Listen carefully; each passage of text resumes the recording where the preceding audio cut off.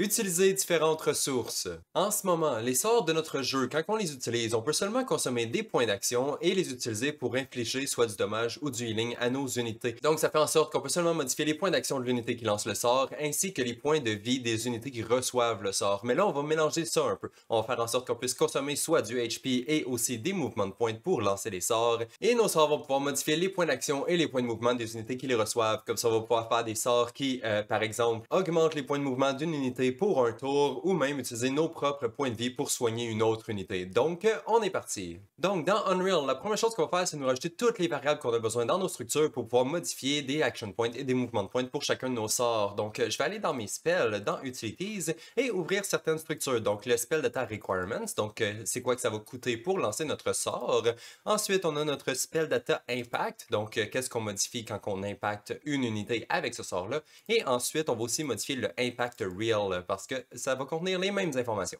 Et on va commencer par la structure de requirements. Donc ici, je vais me rajouter une première variable pour le coût en HP pour que nos sorts puissent coûter du health point et je vais la mettre en premier juste parce que je trouve que c'est un peu plus organisé. Et ensuite, je vais me rajouter une autre variable pour le coût en MP cette fois et je vais la mettre en deuxième. Donc ça va être les HP, MP et ensuite AP. Voilà, donc on peut sauvegarder cette structure-là et passer à la suivante. Et on va faire la même chose, donc on se rajoute une première variable pour le modifier de movement point cette fois, parce qu'avant on modifiait seulement les HP, mais maintenant on peut modifier aussi les movement points, et on peut aussi faire la même chose, mais pour les action points, donc HP, movement point et action point. Voilà, on peut sauvegarder celle-là et aller dans la dernière. Et on va faire la même chose encore une fois, donc nouvelle variable pour le modifier de movement point et ensuite une nouvelle variable, juste une, pour le modifier d'action point. Voilà, maintenant on peut sauvegarder et fermer nos trois structures. Et on va ensuite ouvrir la data table de spell data pour assigner des chiffres à nos sorts. Et donc pour les sorts que j'ai changés, j'ai premièrement changé le Dark Wave et j'ai fait en sorte que le Dark Wave consomme 2 HP quand on le lance. Donc le Priest, il va se faire 2 dommages à chaque fois qu'il lance ce sort-là. Ensuite, j'ai le Slime Ball ici, que vu que c'est une attaque qui devrait être quand même collante, j'ai fait en sorte que ça consomme de -1 à -2 movement point à l'unité qui reçoit le sort. Donc l'unité va être un peu prise sur place quand elle va recevoir ce sort-là dans la face.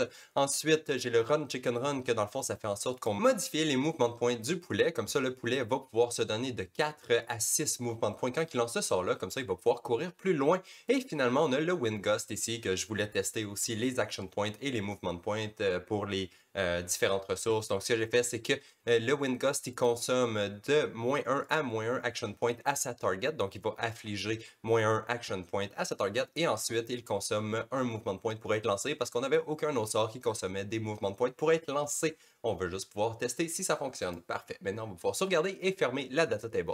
Et maintenant, on est prêt à aller utiliser nos variables dans notre unité. Mais avant de faire ça, je vais aller faire un petit changement dans le combat system avant de l'oublier. Donc, on va aller dans Combat et ouvrir le combat system. Et on va aller dans notre fonction Cast Spell ici. Si je zoome à cet endroit-là ici, c'est ici qu'on construit notre spell impact real. Ici, on calculait notre modifier de HP et on va faire la même chose pour les movement points et les action points. Si on oublie de faire ça, dans le fond, il n'y a rien qui va fonctionner. Donc, on va juste le faire rapidement et ensuite, on va passer à toute la logique qui va modifier les points de notre unité. Mais comme ça, au moins, l'information va bien se rendre jusqu'à l'unité. Donc, ici, on peut simplement calculer la valeur finale qu'on veut utiliser en faisant un random sur notre minimum et maximum pour chacune de nos ressources. Parfait. Maintenant, on peut compiler, sauvegarder et fermer le combat system. Et maintenant, on peut aller dans l'unité, donc dans BP Unit. Et on va commencer par notre fonction CanCastSpell, parce que maintenant notre sort consomme différentes ressources et il faut valider pour faire sûr que l'unité a toutes ces ressources-là avant de lancer le sort. Donc je vais aller juste ici à la fin où ce qu'on regardait si l'unité avait assez de points d'action pour pouvoir lancer le sort. Maintenant on va aussi le connecter aux autres statistiques, donc au Health Point et au Movement Point. Donc je vais simplement déconnecter ça pour l'instant. Je vais connecter les Health Points de cette façon, donc on regarde si l'unité a plus de Health Point que ce que ça coûte pour lancer le sort. On fait pas un plus ou égal juste pour faire sûr que l'unité ne se suicide pas en lançant le sort, évidemment. Et ensuite, on va faire la même chose pour les mouvements de points. Donc, s'il y a plus ou égal de mouvements de points que ce que le sort coûte, on peut lancer le sort. Et ensuite, on va juste faire un simple AND entre toutes ces conditions-là. Donc, si on a assez d'action points, on a assez de mouvement de points et on a assez de health points, on va pouvoir lancer notre sort.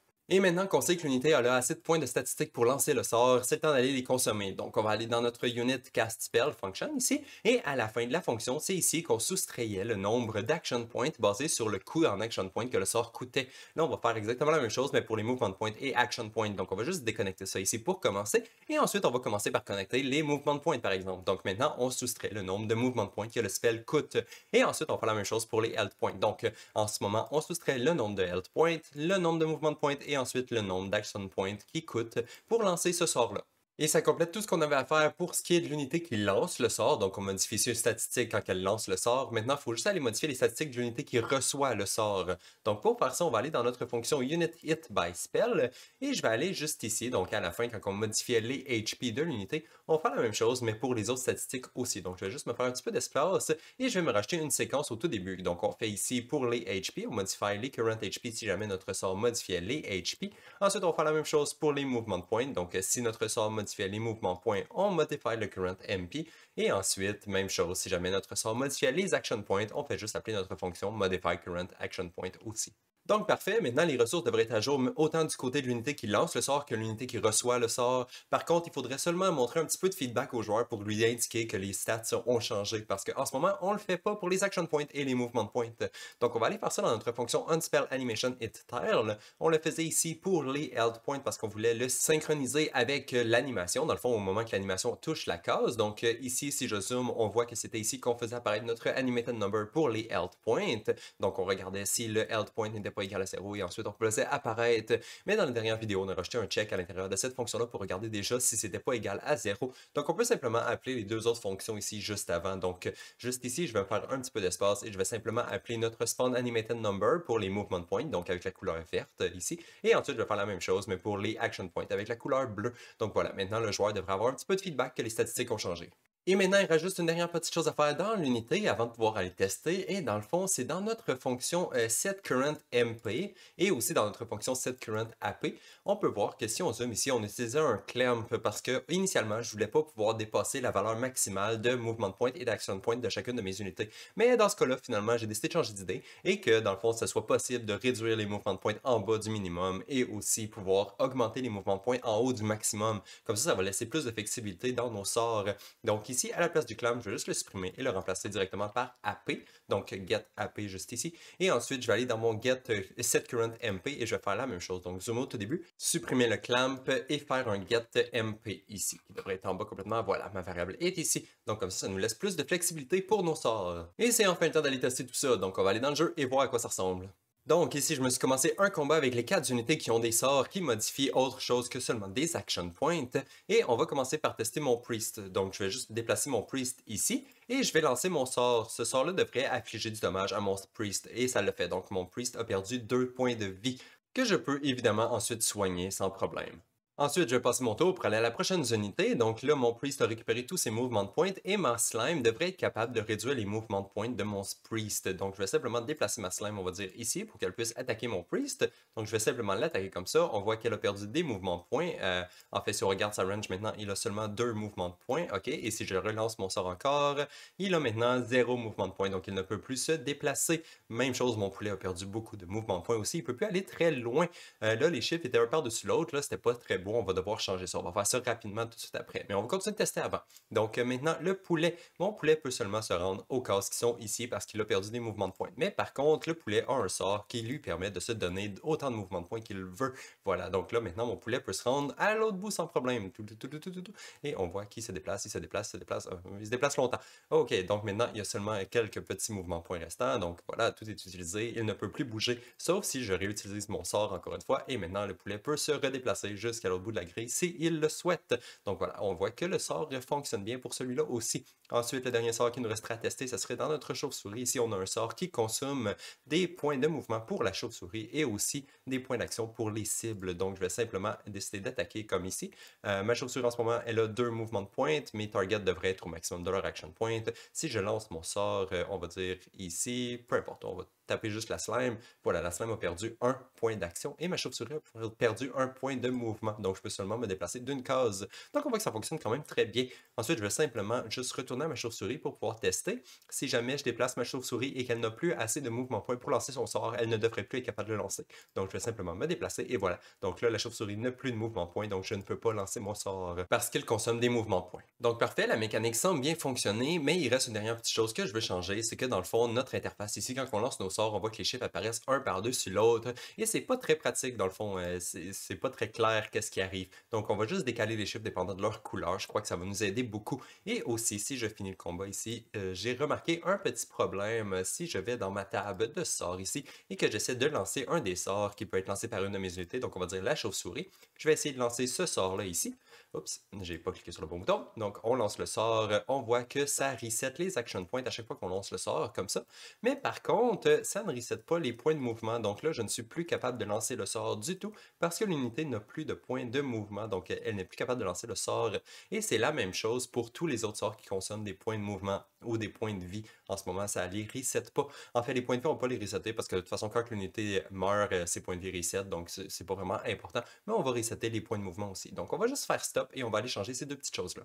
Et on va commencer par le plus simple, qui est dans le fond simplement resetter les mouvements de pointe. Et ça va être dans nos player actions, dans Combat Setup. Ici, j'ai mon action Cast Spell, qui est notre debug action, dans le fond qu'on utilise dans le debug menu. Et ici, on reset les action points, donc on va aussi simplement resetter les mouvements de pointe. Et c'est tout. Donc ça devrait réparer le petit problème. Maintenant, il reste juste à améliorer notre interface un tout petit peu. Et on va aller faire ça dans notre Animated Number widget. Donc dans Unit, dans Widget, ici on a notre W Animated Number que je vais ouvrir. Et ici, si je joue mon animation, donc je vais juste jouer mon animation, on voit que le chiffre il monte en plein milieu. Et là, ce qu'on veut, c'est soit le déplacer un peu vers la gauche ou un peu vers la droite, dépendant de la couleur qu'il utilise. Donc si c'est bleu, on va le mettre à droite, si c'est vert, on va le mettre à gauche que j'ai décidé. Donc on va faire ça. Mais par contre, vu que notre animation modifie déjà la translation de notre component, on va pas pouvoir ajouter une autre translation par-dessus. Ça ne fonctionnera pas. L'animation va toujours l'écraser. Donc ce qu'on va faire à la place, c'est modifier notre overlay. On va rajouter une translation sur notre overlay. Comme ici, à droite, si je m'en vais dans mon render transform et que je change la translation, on va dire que je déplace vers la gauche un tout petit peu. On voit que l'animation fonctionne encore bien, mais que le chiffre est plus vers la gauche. Même chose si on le déplace vers la droite. Donc si je le déplace vers la droite ici, si mon animation joue, on voit que ça fonctionne quand même très bien. Donc voilà, on va juste resetter ici l'overlay. Ce que je vais faire, c'est le mettre en variable et dans notre code, on va aller modifier notre overlay un tout petit peu. On va soit le tasser un petit peu vers la gauche ou un petit peu vers la droite. Donc on va aller faire ça dans le graphe et on va le faire juste ici avant de jouer notre animation. Je vais prendre mon overlay que j'ai ici. Je peux faire un set de translation, donc set render translation, comme ça, que je vais connecter ici entre les deux. Et une fois que ça c'est fait, maintenant il faut lui dire quelle translation qu'on veut utiliser et je vais utiliser un select pour faire ça. Donc je vais juste faire un select ici. Un select comme ça que je vais connecter dépendant de ma couleur que je reçois en input au début. Donc je vais juste prendre ma couleur et la connecter comme ça. Donc là, si jamais notre couleur était rouge, on ne va pas lui ajouter de translation, on va le laisser au centre parce que c'est les points de vie. Je trouve que c'est très important de les laisser au milieu. Ensuite, pour le vert, c'est les mouvements de pointe. Donc on va lui dire, on va dire moins 30. Je vais les déplacer à gauche un tout petit peu. Et les bleus, c'est les action points. Donc on va les déplacer à 30 vers la droite. Donc voilà, maintenant nos chiffres, ils devraient tous décaler un tout petit peu dépendant de leur couleur. Parfait, donc on peut aller retester ça. Et voilà, donc mes unités sont de retour sur la grille. Maintenant, avec mon poulet, si j'essaie de lancer mon sort, et voilà, on voit que les mouvements de pointe sont à gauche et les points d'action que ça a coûté sont à droite. Donc voilà, c'est plus clair, c'est plus facile à lire quelle valeur qui est quoi. Donc ça, c'est bien. Ensuite, je vais essayer mes autres sorts. Donc ici, ma chauve-souris, si je lance le sort, ok, c'est quand même très bien. Les points de vie sont au milieu, les points d'action sont à droite. Donc, ils sont un petit peu décalés, c'est un peu plus clair. Et on peut voir ce qui se passe un peu mieux. Donc ça, c'est bien. C'est pas le meilleur interface au monde. On va sûrement l'améliorer dans le futur. Mais pour l'instant, je crois que ça fait la job. C'est assez bon pour l'instant. Donc, on va devoir s'y habituer. Bon, ok, maintenant, si je complète le combat, je termine le combat, les valeurs devraient reset, et voilà. On voit que c'est quand même très clair aussi. Parfait. Et maintenant, avant de terminer la vidéo, vu que la vidéo est pas très longue, je me suis dit qu'on pourrait réparer un bug qui est quand même important. En ce moment, si mettons une unité se suicide pendant son tour, le jeu il brise complètement. Donc ce que j'ai fait ici, j'étais dans ma data table et j'ai été changer mon Run Chicken Run, mon sort de Run Chicken Run, pour appliquer 50 dommages à mon poulet quand il le lance. Comme ça, il va se suicider. Donc on va retourner dans notre niveau et on va voir ce que ça donne. Donc je vais prendre mon Run Chicken Run et le lancer sur mon poulet. Et voilà, ok, mon log est tout rouge. Ok, c'est bien. Et maintenant, si j'essaie de passer mon tour, ok, on dirait que ça fonctionne quand même bien. Si j'essaie de terminer le combat, est-ce que ça fonctionne? Ok, ça fonctionne. Mais bon, le log est tout rouge, puis si jamais je fais stop, ok, voilà, on voit qu'il y a plein d'erreurs. Et ça, dans le fond, c'est juste parce que le jeu ne supporte pas encore le suicide d'unité. Le combat assume que l'unité ne peut pas se suicider, donc le combat continue normalement et ça fait plein de problèmes. Donc on va aller réparer ça rapidement avant de terminer la vidéo d'aujourd'hui et ça va être dans le combat system. Donc je vais retourner dans mon combat system. Et en fait, c'est pas très loin d'où ce qu'on est en ce moment parce qu'on est déjà dans la bonne fonction. Donc dans la fonction cast spell, ici, si on va à droite d'où ce qu'on était, c'est ici qu'on attaque tous les index de notre case, de notre grille, dépendant du spell qu'on veut lancer. Donc on lance un sort qui affecte 10 index, on les attaque tous un par un. Une fois qu'on a fini de les attaquer, on va juste regarder, ok, l'unité qui vient de lancer de sort, est-ce qu'elle vient de se suicider? Et c'est exactement ce que je vais faire juste ici. Donc je regarde si ma current unit est encore vivante. Si ce n'est pas le cas, ça veut dire que l'unité vient de se suicider et on va simplement passer à l'unité suivante parce que l'unité n'est plus vivante. Elle vient de décéder, donc elle ne peut plus bouger, elle ne peut plus attaquer, elle ne peut plus rien faire, elle n'est plus sur la grille. Donc on va simplement passer à la prochaine unité directement. Parfait. Donc maintenant, on devrait pouvoir compiler, sauvegarder et ça devrait réparer tous nos problèmes. Et donc maintenant, on va voir ce que ça donne. Je vais essayer de tuer mon poulet. Ok, il y a beaucoup trop de chiffres. Le jeu n'est pas brisé, donc ça c'est bien, mais il y a beaucoup trop de chiffres qui sont apparus en haut de sa tête. On va essayer lui aussi. Ok, on dirait que les mouvements de pointe et les actions de pointe, ils reset quand l'unité se suicide. C'est pas très normal, ça devrait pas arriver. Et ici, bon, si je décide de tuer la dernière unité, on voit que l'équipe 1 vient de gagner parce que tous les autres poulets sont morts. Ok, donc ça fonctionne bien. Par contre, on devrait pas resetter les action points et mouvements de pointe quand l'unité se suicide, sinon ça fait apparaître vraiment beaucoup trop de chiffres. Donc je vais juste faire stop ici et on va aller dans notre unit. Donc je vais retourner dans mon BPI unit ici. On va aller dans notre fonction turn ended parce que c'est ici que on reset nos mouvements points et nos actions points quand le tour se termine et on va simplement faire sûr que l'unité est encore vivante. Donc on va juste regarder si l'unité est vivante avant de resetter les mouvements points et les actions points. Sinon elle est morte, donc elle n'a pas vraiment besoin d'avoir ses actions points et mouvements points. Et voilà, donc je crois que ça devrait être beaucoup mieux. Voilà, oui, en effet, c'est beaucoup mieux. C'est encore pas très beau l'interface, mais bon, on va améliorer ça dans le futur. Mais au moins maintenant, le jeu ne brise pas quand on lance notre sort qui suicide nos unités. Et aussi, ça reset pas les action points et mouvements de pointe à la fin de leur tour. Parfait, donc ça fonctionne bien. Et aussi, on est capable de lancer différents sorts qui modifient les différentes statistiques de nos unités et qui coûtent différents points dépendant des sorts. Parfait, donc je crois que ça va être tout pour aujourd'hui et on va se revoir dans la prochaine. Bye bye!